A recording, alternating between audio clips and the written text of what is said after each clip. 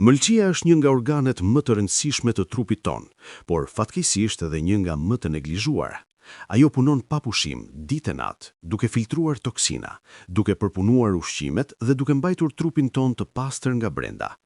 Por çfarë ndodh kur mëlçia fillon të ngarkohet me toksinat që grumbullohen vit pas viti? Pas moshës 40 vjeç, mëlçia e njeriut përballet me sfida të reja. Metabolizmi ngadalsohet, aftësia e trupit për të eliminuar toksina dobësohet dhe vitet e ekspozimit ndaj kimikateve, ushqimeve të përpunuara dhe stresit kronik fillojnë të lënë gjurmë. Për fat të mirë, natyra na ka dhuruar armë të fuqishme për të mbështetur këto organ jetik. Ekzistojnë ushqime specifike që jo vetëm ushqejnë trupin, por veprojnë si pastrues natyral për mëlçin. Sot do të flasim për 4 ushqime të jashtëzakonshme që çdo person mbi 40 vjeç duhet t'i përfshijë në dietën e tij për të mbajtur mëlçin të shëndetshme dhe funksionale. Pse mëlçia ka nevojë për mbështetje pas moshës 40 vjeç? Para se të hymë në detajet e ushqimeve, është thelbësore të kuptojmë pse mëlçia ka nevojë për vëmendje të veçantë pas kësaj moshe. Mëlçia është organi më i madh i brendshëm i trupit dhe kryen mbi 500 funksione të ndryshme. Ajo filtron gjakun, prodhon proteinat e nevojshme për mpiksjen e gjakut, magazinon energji në formë glukageni dhe eliminon substancat toksike. Me kalimin e viteve, qelizat e mëlçisë fillojnë të vuajnë nga dëmtimi oksidativ. Radikalet e lira, molekulat të paqëndrueshme që krijohen gjatë proceseve metabolike normale, mund të dëmtojnë membranat qelizore dhe ADN-n. Kjo çon në inflamacion kronik dhe ulje të aftësisë së mëlçisë për të kryer detoksifikimin. Për më tepër, ekspozimi i gjatë ndaj alkoolit, barnave, ushqimeve të përpunuara dhe mjedisit të ndotur kontribon në grumbullimin e yndyrnës në mëlçi, një gjendje e njohur si sëmundja e mëlçisë yndyrore jo alkolike. Kjo sëmundje është bërë një epidemi e vërtet në botën moderne dhe prek miliona njerëz mbi 40 vjeç. Simptomat të tilla si lodhja kronike, problemet me tretjen, dhimbjet e kokës, lëkura e verdhë ose e zbehtë dhe pa aftësia për të humbur peshë mund të jenë shenja paralajmëruese që mëlçia po lufton. Por lajmi i mirë është që mëlçia ka një aftësi të jashtëzakonshme rigjenerimi. Me ndryshimet e duhura në dietë dhe stilin e jetesës, ajo mund të shërohet dhe të rifitojë funksionin e saj optimal. Ushqimi numër 1. Hudhra, detoksifikuesi natyral i fuqishëm. Hudhra nuk është thjesht një erëz që jep shije ushqimit. Ajo është një superfood i vërtet për mëlçin, i ngarkuar me komponente bioaktive që stimulojnë enzimat e detoksifikimit. Komponenti kryesor i hudhrës që e bën atë kaq të fuqishme është alicina, një përbërës që lirohet kur hiqet hudhra ose coptohet. Alicina aktivizon enzimat e mëlçisë që janë përgjegjëse për eliminimin e toksinave nga trupi. Por kjo nuk është gjithçka. Hudhra përmban gjithashtu squfur, një mineral jetik që mbështet të 2 fazat kryesore të detoksifikimit në mëlçi. Faza e parë e detoksifikimit përfshin kthimin e toksinave të tretshme në yndyrë në forma më pak të dëmshme. Faza e dytë i bën këto substanca të tretshme në ujë, në mënyrë që të mund të eliminohen nëpërmjet urinës ose feçeve. Hudhra mbështet të dyja këto faza, duke vepruar si një katalizator për gjithë procesin e pastrimit. Studime shkencore kanë treguar që konsumimi i rregullt i hudhrës mund të reduktojë ndjeshëm nivelet të yndyrës në mëlçi. Në një studim të publikuar në një revistë të njohur mjekësore, pjesëmarrësit që konsumuan hudhër të papërpunuar për 12 javë treguan përmirësime të dukshme në funksionin e mëlçisë dhe ulje të inflamacionit. Por, si duhet konsumuar hudhra për rezultate maksimale? Ekspertët rekomandojnë që të hahet e papërpunuar. Kur hudhra gatuhet në temperatura të larta, alicina shkatrohet. Metoda ideale është të coptohet hudhra dhe të lihet të qëndrojë për 10-15 minuta para se të hahet.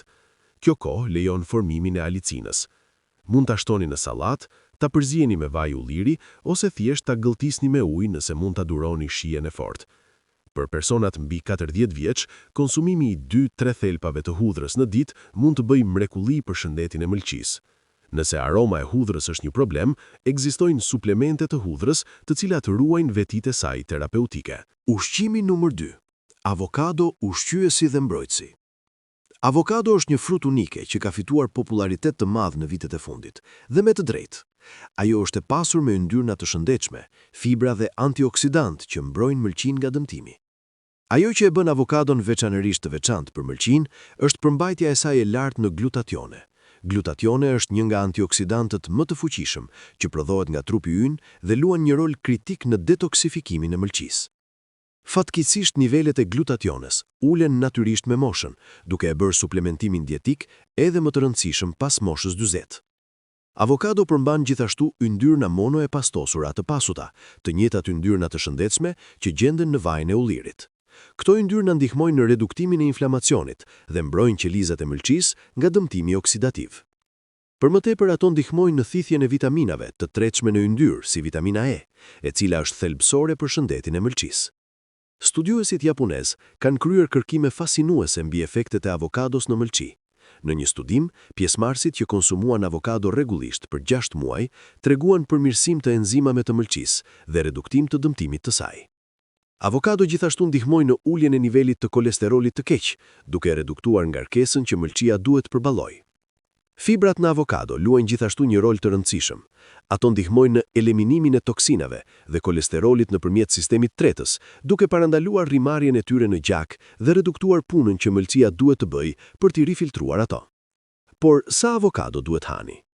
Për personat mbi 40 vjeç, gjysma deri 1 avokado të plot në ditë është ideale. Mund ta shtoni në smoothie të mëngjesit, ta përdorni si bazë për salsa, ta shtroni mbi bukën e plot ose thjesht ta hani me një thik luge. Avokado është e bollshme në kalori për shkak të përmbajtjes së yndyrës, por këto janë kalori cilësore që mbështetin shëndetin tuaj të përgjithshëm. Ushqimi numër 3. Perimet me gjethe të gjelbra të errta. Spinaqi, lakra jeshile, rukola dhe perimet e tjera me gjethe të gjelbra të errta janë super yje të vërtet për mëlçin. Këto perime janë të ngarkuara me klorofil, pigmenti i gjelbër që u jep bimëve ngjyrën e tyre dhe që ka veti të fuqishme pastruese. Klorofila ka aftësinë unike për të neutralizuar toksinat rënda si metalet e rënda, pesticidet dhe kimikatet mjedisore që grumbullohen në trup me kalimin e kohës. Ajo vepron si një magnet që i lidh këto substanca të dëmshme dhe i ndihmon në eliminimin e tyre nëpërmjet kanaleve natyrale të trupit. Por klorofila nuk është i vetmi benefit.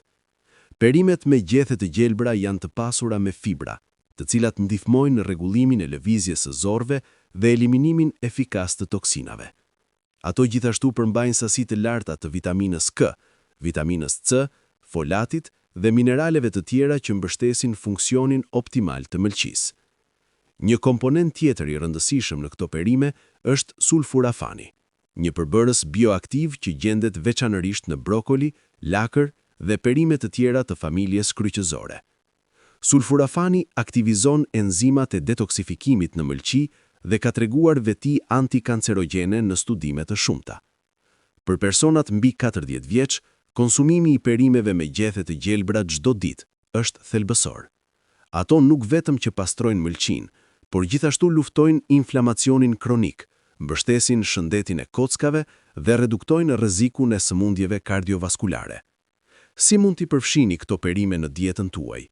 Një mënyrë e shkëlqyer është të përgatisni smoothie të gjelbër në mëngjes. Përzieni spinaq, lakër jeshile, një moll të gjelbër, pak xhenxhefil dhe lëng limoni për një pije të fuqishme detoksifikuese. Gjithashtu mund t'i gatuani këto perime në avull, t'i skuqni lehtë me hudhër dhe vaj ulliri ose t'i shtoni në supa dhe ragu. Një këshillë e rëndësishme: mundohuni të konsumoni një porcion të madhe të këtyre perimeve të papërpunuara në formë sallate. Klorofila dhe shumë veti të tjera ruhen më mirë kur perimet nuk gatuhen, por edhe të gatuara, ato ofrojnë përfitime të mëdha shëndetësore. Ushqimi numër 4. Brokoli dhe perimet kryqëzore. Brokoli dhe perimet e tjera kryqëzore si lule lakra, lakër bruksel dhe lakër janë armë të fuqishme kundër grumbullimit të toksinave në mëlçi. Këto perime përmbajnë përbërës bioaktiv që stimulojnë direkt enzimat e detoksifikimit. Komponenti kryesor që e bën brokolin kaq efektiv është sulforafani, një përbërës i fuqishëm që aktivizon një rrugë qelizore të njohur si NRF2. Kjo rrugë rregullon prodhimin e enzimave antioksidante dhe detoksifikuese në mëlçi. Kur NRF2 aktivizohet, trupi fillon të prodhojë më shumë enzima që neutralizojnë radikalet e lira dhe eliminojnë toksina. Studimet kanë treguar që konsumimi i rregullt i brokolit mund të reduktojë ndjeshëm rrezikun e zhvillimit të sëmundjeve të mëlçisë, duke përfshirë mëlçinë yndyrore dhe edhe kancerin e mëlçisë. Në një studim të kryer në SBA, pjesëmarrësit që konsumuan brokoli të papërpunuar ose të gatuar në avull 4 herë në javë treguan për mirësime të konsiderueshme në markerat e funksionit të mëlçisë. Brokoli përmban gjithashtu indol 3-karbinol, një substancë që ndihmon mëlçin të metabolizojë hormonet, veçanërisht estrogenin. Për gratë mbi 40 vjeç që po kalojnë nëpër menopauzë, kjo është veçanërisht e rëndësishme sepse metabolizmi jo i duhur i estrogenit mund të çojë në dominim të estrogenit, një gjendje që lidhet me rritje të peshës, luhatje humorale dhe rrezik të lartë për kancerin e gjirit. Për burrat mbi 40, brokoli gjithashtu luan një rol në balancimin e hormoneve dhe mbështetjen e shëndetit të prostatës. Konsumimi i rregullt i perimeve kryqëzore është lidhur me rrezik të reduktuar të zhvillimit të sëmundjeve të prostatës. Si duhet konsumuar brokoli për përfitime maksimale? Ekspertët rekomandojnë gatimin në avull për 3-4 minuta. Gatimi shumë i gjatë shkatëron sulforafanin dhe vitaminat e ndjeshme. Gjithashtu mund të hani të papërpunuar në sallat, por disa njerëz e gjejnë atë të vështirë për tretje në këtë formë. Një trik interesant, shtimi i pak mustardës në brokoli të gatuar mund të ndihmojë në ruajtjen e sulforafanit. Mustarda përmban enzima të njohura si myrosinaze që ndihmojnë në konvertimin e përbërësve pararendës në sulforafan aktiv. Ushqimi numër 4. Brokoli dhe perimet kryqëzore. Brokoli dhe perimet e tjera kryqëzore si lule lakra, lakër bruksel dhe lakër janë armë të fuqishme kundër grumbullimit të toksinave në mëlçi. Këto perime përmbajnë përbërës bioaktiv që stimulojnë direkt enzimat e detoksifikimit. Komponenti kryesor që e bën brokolin kaq efektiv është sulforafani, një përbërës i fuqishëm që aktivizon një rrugë qelizore të njohur si NRF2. Kjo rrugë rregullon prodhimin e enzimave antioksidante dhe detoksifikuese në mëlçi. Kur NRF2 aktivizohet, trupi fillon të prodhojë më shumë enzima që neutralizojnë radikalet e lira dhe eliminojnë toksina. Studimet kanë treguar që konsumimi i rregullt i brokolit mund të reduktojë ndjeshëm rrezikun e zhvillimit të sëmundjeve të mëlçisë, duke përfshirë mëlçinë yndyrore dhe edhe kancerin e mëlçisë. Në një studim të kryer në SBA, pjesëmarrësit që konsumuan brokoli të papërpunuar ose të gatuar në avull 4 herë në javë, treguan për mirësime të konsiderueshme në markerat e funksionit të mëlçisë. Brokoli përmban gjithashtu indol 3-karbinol, një substancë që ndihmon mëlçin të metabolizojë hormonet, veçanërisht estrogenin.